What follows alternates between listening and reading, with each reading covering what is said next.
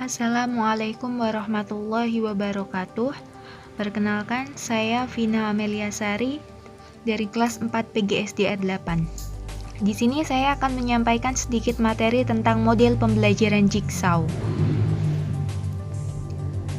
Model pembelajaran Jigsaw pertama kali dikembangkan dan diuji cobakan oleh Elliot Aronson dan teman-temannya di Universitas Texas.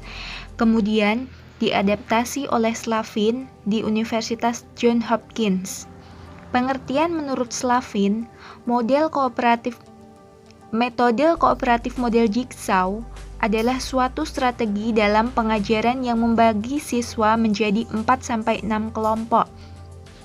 Sebagai anggota kelompok kecil yang tingkat kemampuannya berbeda di mana dalam menyelesaikan tugas kelompoknya, setiap siswa anggota kelompok harus saling bekerja sama dan menguasai materi pelajaran untuk mencapai prestasi belajar yang maksimal.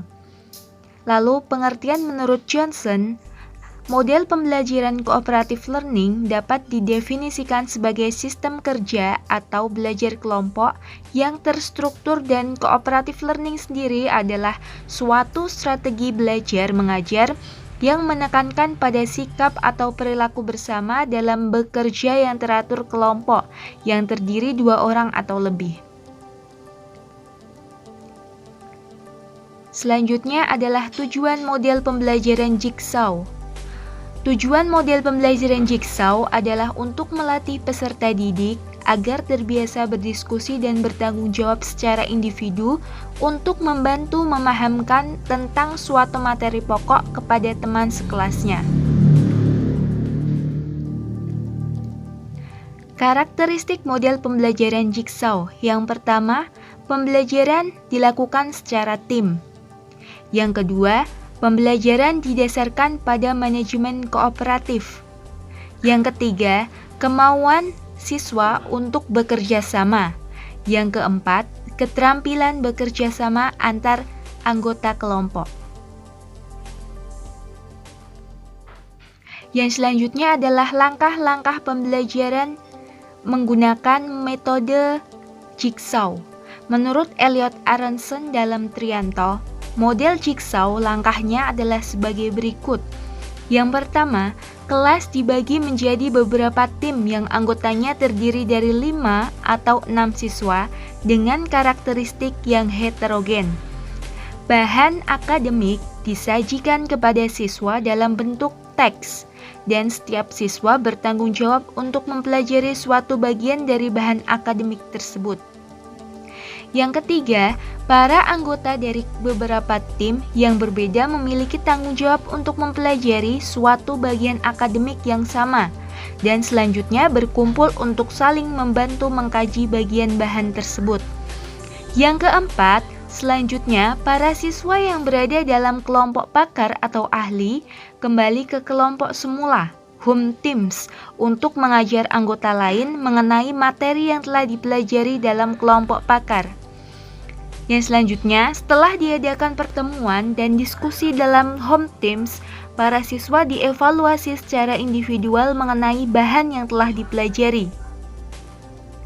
Yang selanjutnya adalah kelebihan dari metode Jigsaw ini sendiri, yaitu meningkatkan rasa tanggung jawab siswa terhadap pembelajarannya sendiri dan juga pembelajaran orang lain.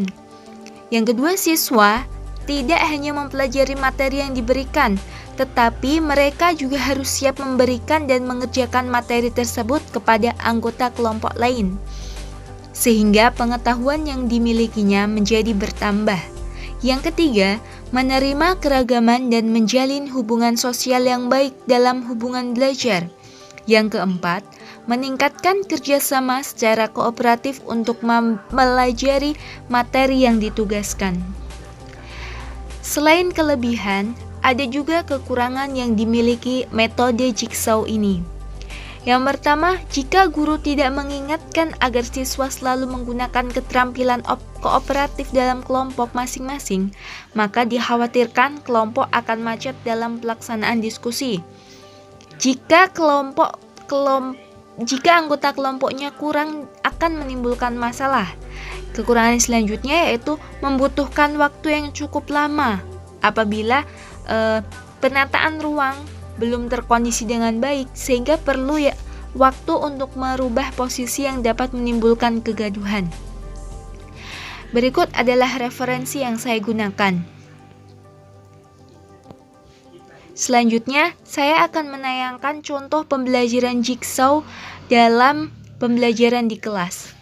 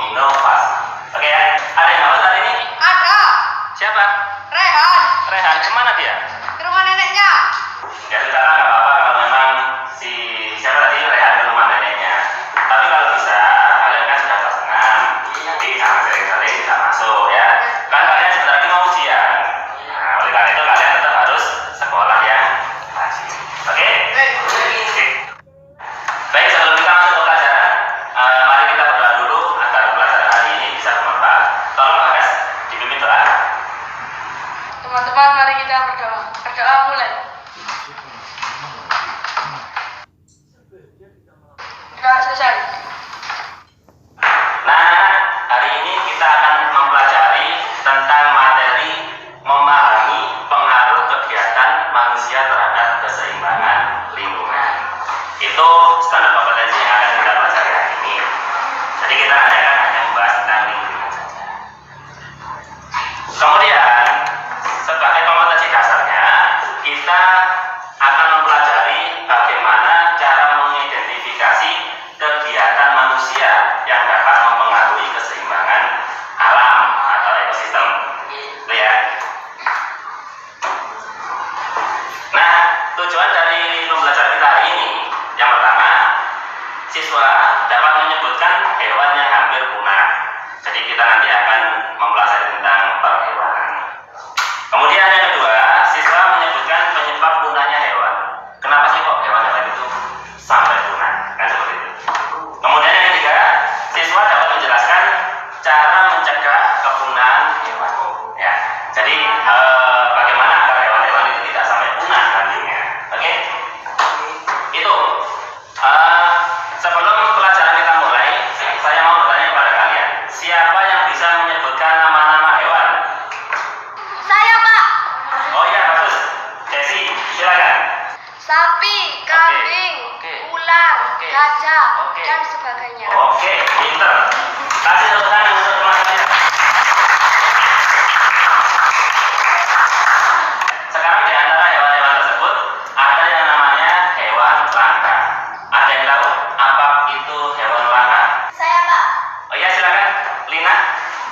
Hewan yang hampir habis jumlahnya. Oke, pinter. Kita kasih tepuk tangan untuk teman saya. Baik anak, kita masuk ke pelajaran. Tetapi sebelum itu saya ingin kita membentuk kelompok terlebih dahulu. Di sini ada 12 anak. Kalau kita bentuk 4 kelompok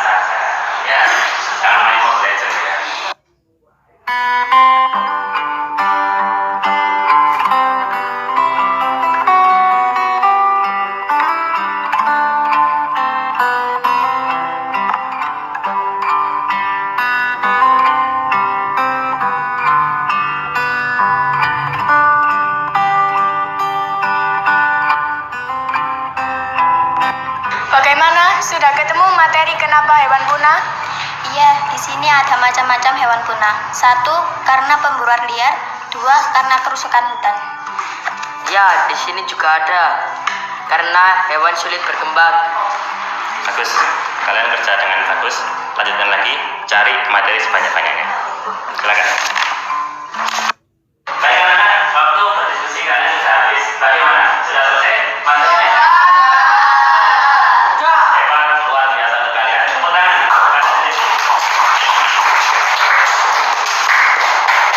Terus berikutnya, kalian masing-masing harus kembali ke kelompok asal.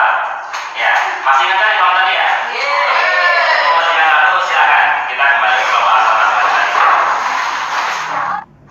Oke, masing-masing kelompok nanti saya berikan lembar kerja yang harus kalian isi.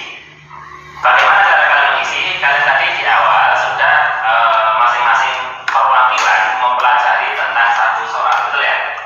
Nah, nanti dari hasil belajar kalian masing-masing tadi akan dikumpulkan di dalam kelompok tersebut. Mengerti ya?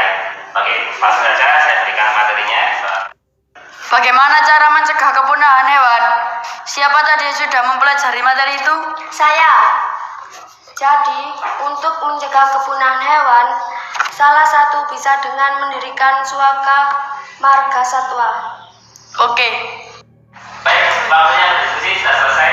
Sekarang kita masuk ke presentasi, ya. Baik, kita mulai dari kelompoknya Candika untuk mempresentasikan hasil pekerjaannya. Silakan. Teman-teman, di sini kelompok kami akan menjawab pertanyaan yang diberikan. Pertama, sebutkan 10 hewan yang hampir punah. 1. Orangutan. 2. Harimau Sumatera. 3. Komodo. 4. Jalak Bali. 5. Badak. 6. Gajah. 7. Anoa. 8. Monyet hitam. 9. Macan tutul Jawa. 10. Kura-kura dan tenten. Oke, bagus sekali jawaban dari kelompoknya Candika ini. Kita kasih aplaus untuk mereka.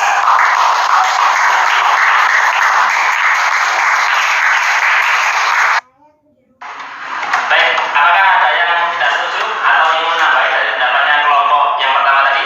Saya, Pak. Ya, silakan. Apakah sapi juga hewan langka? Baik, bagus sekali pertanyaannya. Kita kasih aplaus untuk teman kalian. Oke, sebelum saya menjawab, apakah ada di antara kalian yang bisa membantu menjawab dari pertanyaan Ayu tadi? Saya, Pak. Ya, silakan. Sapi bukan hewan langka. Karena sapi jumlahnya sangat banyak dan mudah dikembangbiakkan.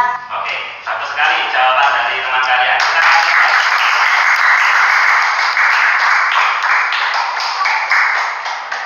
Memang benar apa yang dikatakan dari teman kalian tadi, bahwa sapi, kambing, ayam, kerbau itu tidak termasuk hewan langka karena mereka jumlahnya sangat banyak dan benar bisa dengan cepat dikembangbiakkan. Mereka adalah hewan ternak untuk kita. Baik anak-anak, hari ini kita sudah belajar tentang hewan langka. Nah, sebelum kita akhiri pelajaran hari ini, ada yang bisa membantu saya untuk menyimpulkan? Saya, Pak. Ya, silakan. Randy. Kesimpulan dari pembelajaran hari ini, kita harus menjaga dan melestarikan hewan di sekitar kita agar tidak punah, agar anak cucu kita nanti juga bisa mengenal mereka. Oke, bagus sekali kesimpulannya. Tepuk tangan untuk Randy. Baik anak-anak, itu tadi kesimpulan yang disampaikan oleh Semangat dan pihak. Betul sekali, memang kita harus bisa menjaga agar hewan-hewan dan tumbuhan tidak sampai punah. Baik anak-anak, kita cukupkan pembelajaran hari ini. Minggu depan kalian persiapkan karena kita akan mempelajari materi tentang tumbuhan langka. Tetap belajar di rumah agar kalian bisa menjadi anak yang pintar dan sukses. Ya, nanti ingat kalian sudah kelas 6, sebentar lagi akan menghadapi ujian nasional. Tolong sebelum pembelajaran tutup dipimpin doa. Silakan. Teman-teman, marilah kita berdoa. Berdoa mulai. Berdoa selesai. Baik, terima kasih. Mudah-mudahan apa yang kita pelajari hari ini bisa membawa manfaat untuk kita semuanya. Saya akhiri pertemuan kita.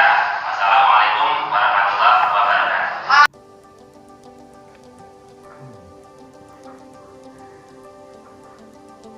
Terima kasih sudah menyaksikan video yang telah saya tampilkan. Semoga bermanfaat untuk kita semua. Wassalamualaikum warahmatullahi wabarakatuh.